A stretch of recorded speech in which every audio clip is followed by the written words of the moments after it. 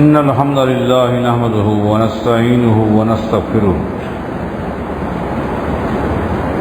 ونعوذ بالله من شرور أنفسنا ومن سيئات أعمالنا من يهده الله فلا مضل له ومن يضلل فلا هادي له وأشهد أن لا إله إلا الله وحده لا شريك له وأشهد أن محمدا عبده ورسوله أما بعد فإن خير الحديث كتاب الله وخير الهدي هدي محمد صلى الله عليه وسلم وشر الأمور محدثاتها وكل محدثة بدعة وكل بدعة ضلالة وكل ضلالة في النار. أعوذ بالله من الشيطان الرجيم. بسم الله الرحمن الرحيم. كنتم خير أمة أخرجت للناس تأمرون بالمعروف وتنهون عن المنكر وتؤمنون بالله.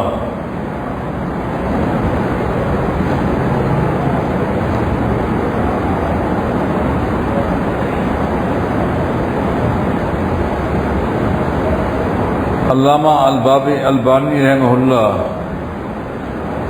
اپنی کتاب الاحادیث الصحیحہ کے اندر ایک حدیث لائے ہیں. اس حدیث میں 3 چیزوں کا ذکر ہے اور تینوں کا تعلق عقائد کے ساتھ ہے. اور نبی علیہ الصلوۃ والسلام نے فرمایا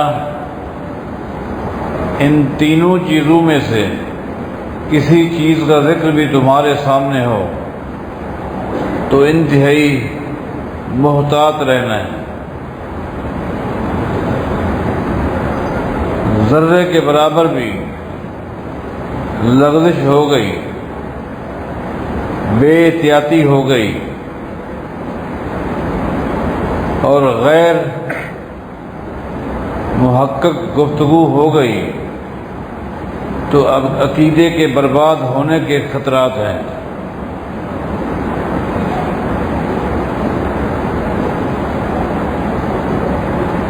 تینوں چیزوں میں بحث کرنا، تکرار کرنا اور اپنی عقل کے ذریعے تبصرے کرنا اپنے ایمان کو، اپنے عقیدے کو برباد کرنا ہے. وہ 3 چیزیں کیا ہیں ان کو ترتیب کے ساتھ جس طرح حدیث میں آیا ہے آپ کے سامنے پیش کرنے لگا ہوں.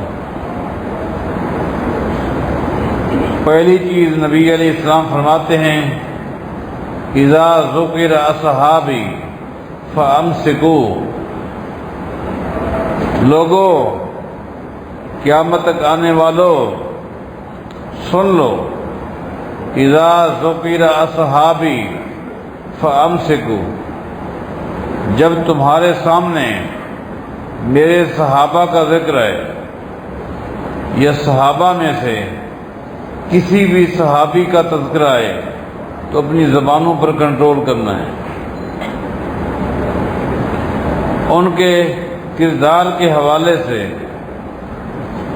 ان کے اخلاق کے حوالے سے، ان کے اعمال کے حوالے سے، ان کی نیتوں کے حوالے سے، ان کے عقیدے کے حوالے سے نازیبا الفاظ استعمال نہیں کرنے. ورنہ کیا ہوگا؟ ان کو کوئی نقصان نہیں ہوگا، ان کے لیے فائدہ ہے. کیسے فائدہ ہے میں بتاؤں گا انشاءاللہ، لیکن آپ کا ایمان، آپ کا عقیدہ برباد ہو جائے گا. دیکھیں آپ کون ہیں. صحابہ کرام کے بارے نازیبا الفاظ استعمال کرنے والے آپ کون ہو سکتے ہیں؟ کیا ہی عمدہ بات سیدنا عبداللہ بن عباس رضی اللہ تعالیٰ عنہما نے بیان کی، بڑی قیمتی بات ہے، اس بات پر آپ غور کریں۔ فرماتے ہیں لوگوں لا تسبوا اصحاب محمد صلی اللہ علیہ وسلم، خیال کرنا پیغمبر کے ساتھیوں میں سے، صحابہ میں سے کسی کے بارے نازیبا الفاظ استعمال نہیں کرنے۔ کیوں؟ فإن اللہ تعالی امرنا بالاستغفار لهم وهو يعلم انهم سيقتتلون۔ اللہ تعالیٰ نے ان کو معاف کر دیا ہے۔ پہلی بات یہ ہے اللہ نے ان کو معاف کر دیا۔ اللہ نے اپنے قرآن میں فرما دیا وعد اللہ الذین آمنوا وعملوا الصالحات منہم مغفرۃ واجرا عظیما۔ سب سے پہلی بات یہ کہ اللہ نے ان کو معاف کر دیا۔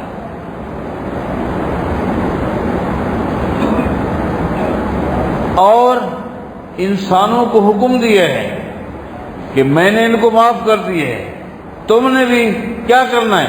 ان کے لیے استغفار کی دعا کرنی ہے۔ ربنا اغفر لنا ولاخواننا الذین سبقونا بالایمان ولا تجعل فی قلوبنا غلا للذین آمنوا ربنا انک رؤوف رحیم۔ عبداللہ بن عباس نے بڑی قیمتی بات بیان کی، فرماتے ہیں لوگوں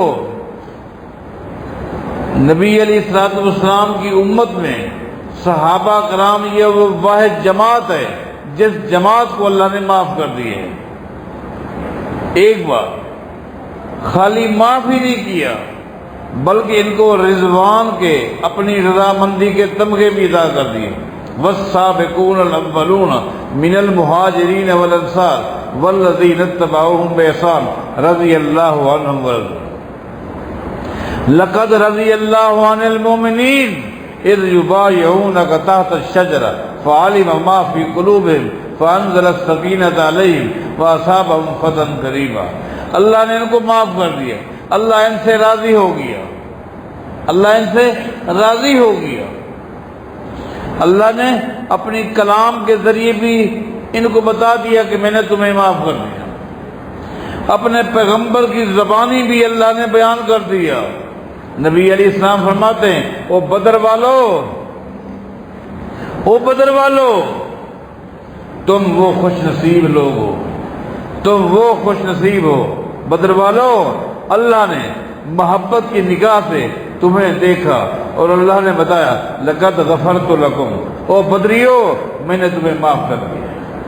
واجبت لکم الجنہ، تم پر جنت کو واجب کر دیا۔ عبداللہ بن عباس کہتے ہیں کہ اللہ نے ان کو معاف کر دیا، اللہ نے اپنی رضامندی کا اظہار کر دیا، اللہ نے امت کو حکم دیا تم ان کے لیے استغفار کی دعا کرو۔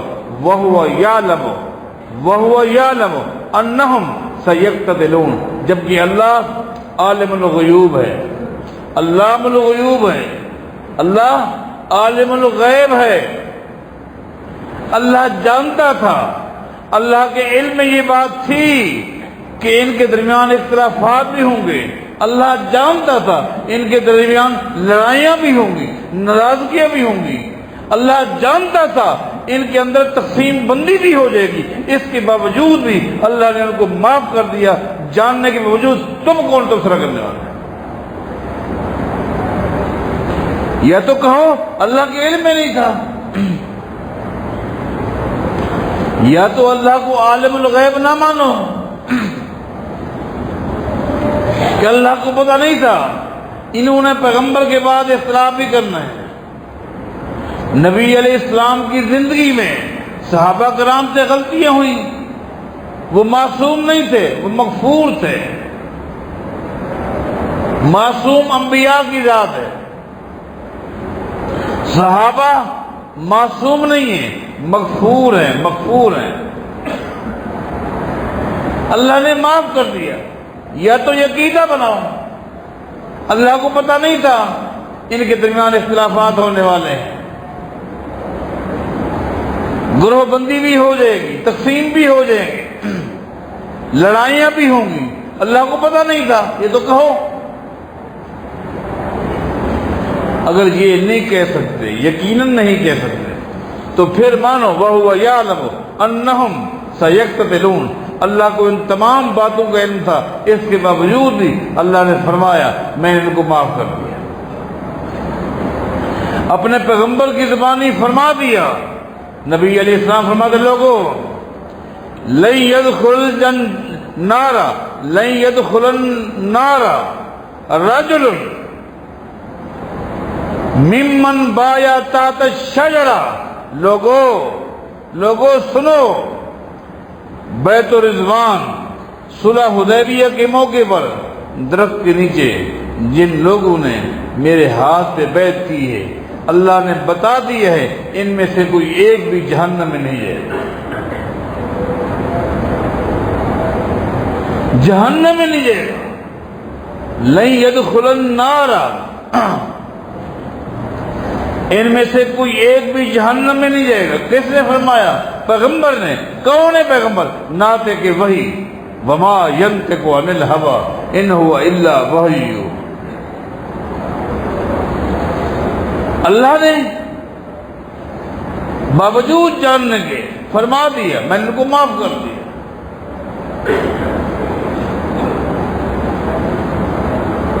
میں ان سے راضی ہو گیا. پھر اگر لوگ تبصرہ کریں، ان کے اختلافات ہوئے، نبی نے فرمایا لوگوں اپنی زبانوں پہ کنٹرول کر لو، محتاط رہنا.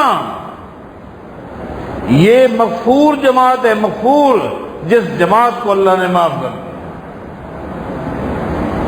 جس جماعت سے اللہ راضی ہوگی. ابن اسیر نے ایک اثر نقل کی ہے. ایک دن لوگ سید عائشہ رضی اللہ تعالیٰ عنہ کے پاس جمع ہو گئے اور جمع ہو کر کہنے لگے اے ام المومنین یہ کیا ہو رہا ہے؟ ایسے لوگ بھی پیدا ہو گئے ہیں،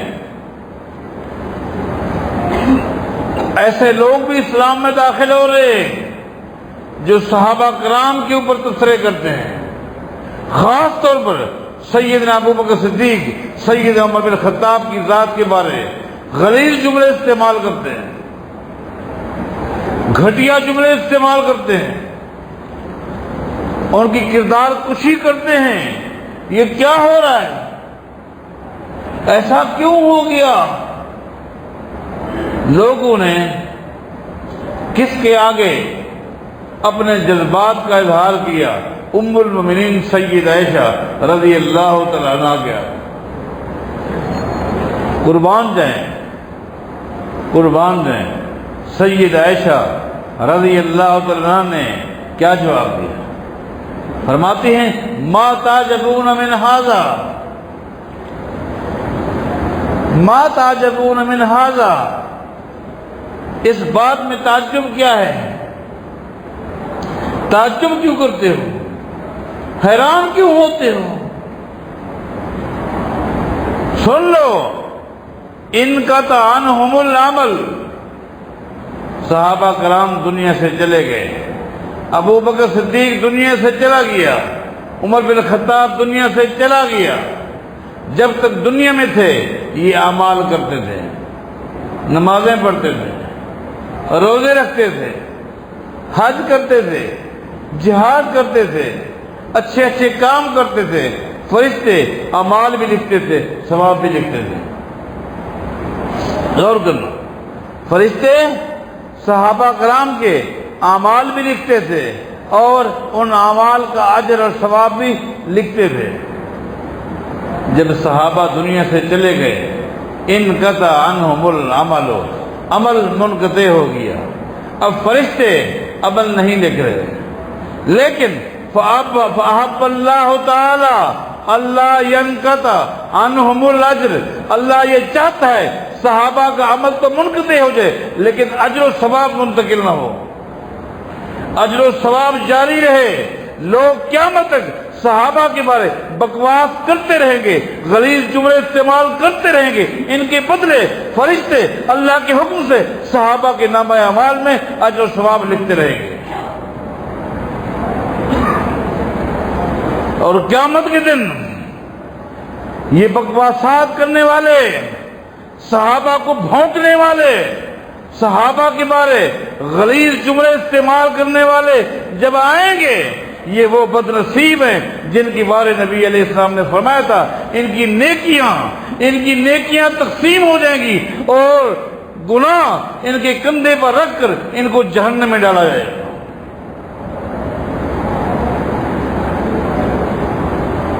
اس لیے نبی علیہ السلام فرماتے ہیں اذا ذکر اصحابی فامسکوا، لوگوں جب تمہارے سامنے صحابہ کا ذکر ہے، صحابہ میں سے کسی بھی صحابی کا ذکر ہے، صحابی کسے بولتے ہیں؟ صحابی کسے بولتے ہیں؟ ہوا من لقی النبی صلی اللہ علیہ وسلم مومنا بہ ومات علی الاسلام. یہ صحابی کی تعریف ہے. صحابی کی تعریف یاد رکھو، ہوا من لقی النبی صلی اللہ علیہ وسلم مومنا بہ ومات علی الاسلام. جو شخص ایمان کی حالت میں پیغمبر پہ ایمان لا کر پیغمبر سے ملاقات کرتا ہے اور اسلام پر اس کا انتقال ہو جاتا ہے، اس کو صحابی بولتے ہیں. منافق نکل گئے، مرتد بھی نکل گئے. اس میں وہ لوگ ہیں جو میرے پیغمبر پر ایمان لائے، جان خرچ کی، مال خرچ کیا، وطن قربان کیا اور اسلام پر جن کا انتقال ہو گیا، یہ صحابی ہیں.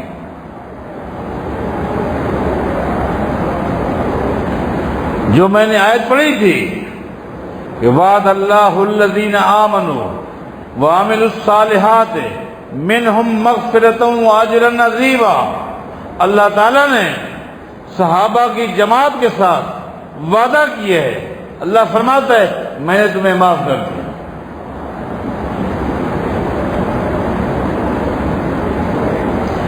کچھ گندی ذہنیت کے لوگ اس کا ترجمہ یوں کرتے ہیں کہ یہاں منہم کا لفظ ہے، وعد اللہ الذین آمنوا وعملوا الصالحات منہم، تو کہتے ہیں کہ یہ جو من لفظ ہے یہ من تبعیضیہ ہے. جو اہل علم ہیں، یہ طلباء بیٹھے ہیں، وہ سمجھ رہے ہیں، آپ بھی غور کریں. وہ کہتے ہیں کہ یہ من تبعیضیہ ہے. اس کا مطلب یہ ہے اللہ تعالیٰ نے تمام صحابہ سے نہیں بلکہ ان میں سے بعض کے ساتھ وعدہ کیا ہے. منہم کہتے ہیں یہ من جو ہے یہ تبعیضیہ ہے، اس لیے بعض کے ساتھ اللہ کا وعدہ ہے. اللہ کو پتا تھا اکثر صحابہ مرتد ہو جائیں گے، دین سے نکل جائیں گے، منافق بن جائیں گے، اس لیے اللہ نے فرمایا منہم، سب سے نہیں، ان میں سے بعض کے ساتھ اللہ کا وعدہ ہے. وہ چند ہیں جو گنوائے جاتے ہیں.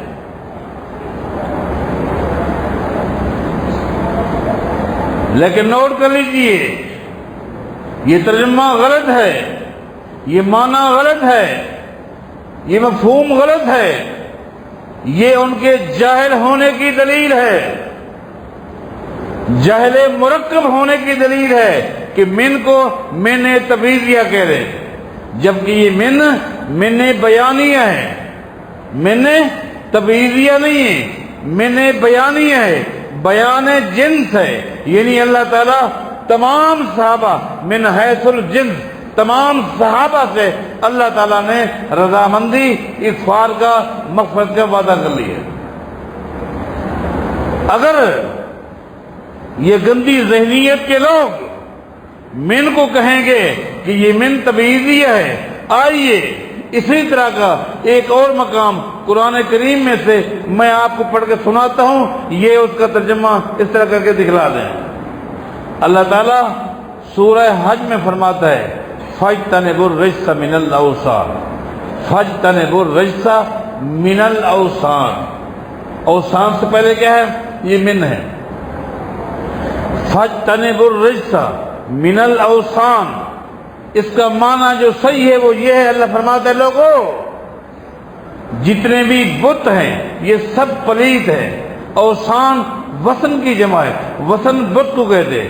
فَاجْتَنِبُوا الرِّجْسَ مِنَ الْأَوْثَانِ، اللہ فرماتا ہے جتنے بت ہیں یہ سب ناپاک ہیں، گندے ہیں، غلیظ ہیں۔ لوگوں بتوں کی غلاظت سے اپنے آپ کو بچاؤ، بتوں کی نجاست سے آپ اپنے آپ کو بچائیں۔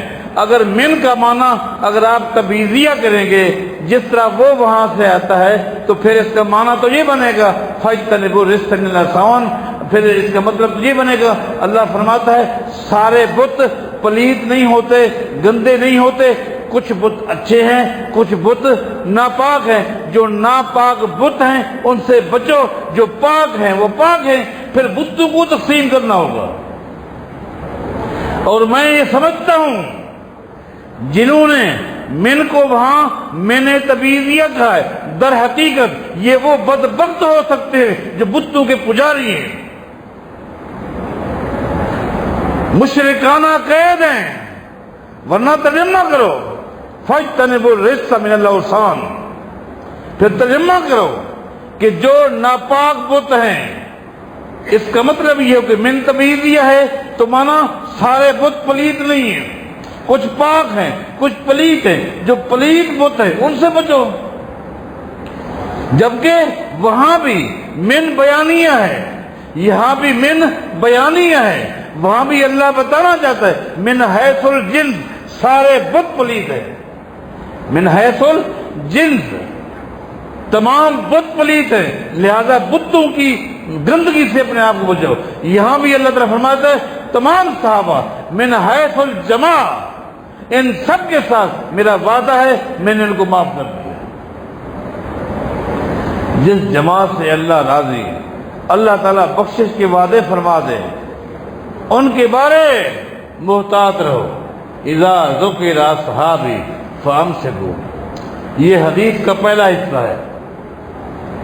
اذا ذکر اصحابی فامسکوا، لوگوں جب تمہارے سامنے میرے صحابہ کا تذکرہ ہے اچھے الفاظ استعمال کرو، زبان کو ان کی تعریف میں، ان کی شان بیان کرنے میں، ان کی عظمت بیان کرنے میں، نہ کہ اپنی زبانوں کو گندا کرو صحابہ کرام کے بارے غلط جملے استعمال کر کے۔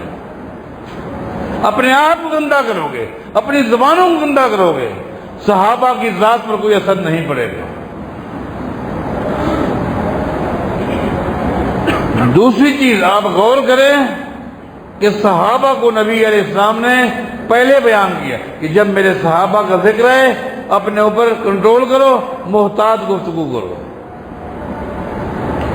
دوسرے نمبر پہ فرمایا وَإِذَا ذُكِرَتِ النُّجُومُ فَأَمْسِكُوا، لوگو جب تمہارے سامنے ستاروں کا ذکر ہے اپنی زبانوں پہ کنٹرول کرو۔ ستاروں کا ذکر ہے، ستاروں کے بارے یہ عقیدہ ہونا چاہیے یہ آسمان پہ ستارے، یہ آسمان کی رونق ہے، یہ اللہ کی مخلوق ہے، یہ ستارے اللہ کی ایسی مخلوق ہیں، ان کی رہنمائی میں مسافر سفر کرتا ہے، وقت کا اندازہ لگایا جاتا ہے، کتنا رات کا حصہ گزر چکا، کتنا باقی ہے۔ مسافر ستاروں کو دیکھ کر اندازہ لگا لیتا ہے کہ مشرق کس طرف ہے، مغرب کس طرف ہے، شمال کس طرف ہے، جنوب کس طرف ہے۔ بس یہ عقیدہ ہونا چاہیے۔ لیکن زبانوں پہ کنٹرول کرنا، دنیا کے اندر ایسے غلیظ لوگ بھی پیدا ہوں گے جو ستاروں کے ذریعے جادو کریں گے، جادو توڑیں گے اپنے آپ کو نجومی۔ یہ نجومی، یہ نجم سے، نجم عربی میں ستارے کو کہتے ہیں، یہ نجومی، یہ شعبدے باز آپ کو ملیں گے۔ اور میرے پیغمبر کا فرمان سچا ہے، آج دنیا کے کونے کونے میں یہ جادوگر، یہ شعبدے باز بیٹھے ہوئے ہیں، ستاروں کو دیکھ کر آپ کی قسمتیں بتاتے ہیں، ستاروں کے ذریعے آسمان کے فیصلے۔ آپ کو وہ حدیث یاد نہیں ہے کہ جس وقت نبی علیہ السلام صحابہ کرام کے ساتھ عمرہ کرنے کے لیے گئے، حدیبیہ کے کنویں پر ٹھہرے ہوئے تھے، رات کو وہیں آپ ٹھہرے ہوئے تھے، ایک دم بارش شروع ہو گئی اور بارش کی شدید ضرورت تھی۔ صحابہ کرام چاہتے تھے بارش اللہ بھیجے، بارش آ گئی۔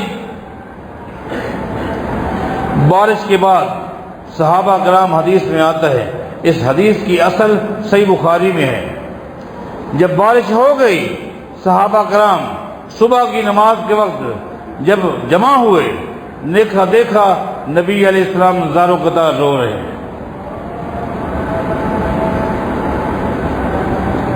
صحابہ کرام حیران ہو گئے، یہ تو خوشی کی لہر دوڑ چکی ہے، بارش ہو گئی، موسم تبدیل ہو گیا، نبی علیہ السلام رو رہے ہیں۔ صحابہ کرام نے پوچھ لیا، اللہ کے رسول کیا آپ وضاحت فرما سکتے ہیں، آپ پریشان کیوں ہیں، اس قدر آپ کیوں رو رہے ہیں؟ نبی علیہ السلام نے فرمایا، ابھی جو بارش ہوئی تھی اس بارش کے حوالے سے اللہ نے میرے اوپر وحی بھیجی ہے، اس وحی نے پیغمبر کو رلا کے رکھ دیا، اس وحی نے پیغمبر کی کمر کو توڑ دیا۔ کیا وحی ہوئی؟ نبی علیہ السلام فرماتے ہیں، اللہ نے میرے اوپر وحی بھیجی ہے کہ اصبح عبادی مومن بی و کافر بی، ابھی جو بارش ہوئی ہے اس بارش کے حوالے سے میرے بندوں میں سے کچھ بندے پکے مومن بن گئے ہیں اور کچھ بندے پکے کافر بن گئے ہیں۔